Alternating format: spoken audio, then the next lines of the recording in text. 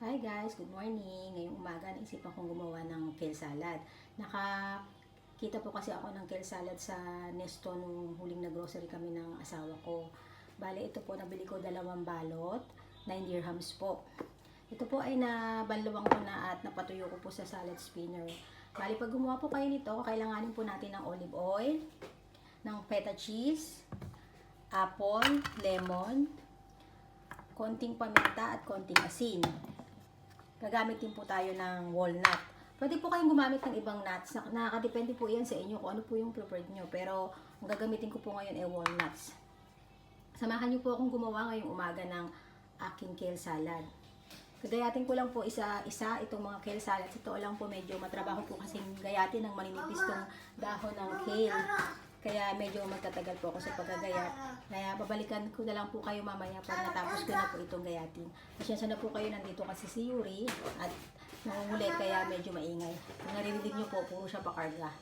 Sige po, babalik po ako. Salamat po. Magandang umaga sa lahat. Hi guys. Gagayat po ako ng kale para sa aking kale salad. Medyo matrabaho po kasing gawin to kasi kailangan nyo pong gayatin yung kale ng maninipis bago po imamassage nyo po ito sa olive oil. Kasi po, sa totoo lang, ang kale po kasi ay dry. Kung nakikita nyo po, dry po iyan. Kaya kailangan nyo po iyang i-massage sa olive oil.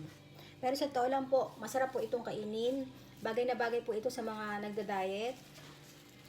Nung nagda-diet po kami ng asawa ko, ito po talaga, malimit ko itong ginagawa, itong kale salad.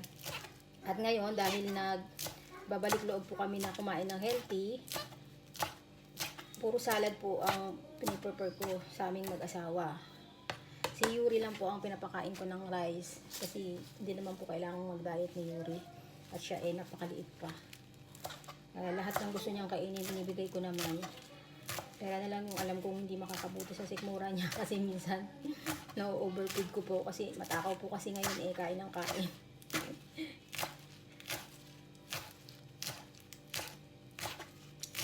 Medyo matrabaho po ang paggagayat nito at medyo magtatagal kayo kasi kailangan nyo po kasing gayatin ng maninipis.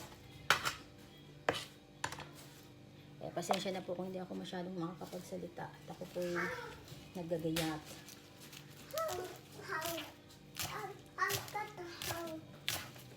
Dito po si Yuri at nangungulit. Routine niya na po yan every morning ang magtatakbo, magkakakalat, magkisigaw, magkakakanta, magbibilang. Yan po ang kanyang routine every morning.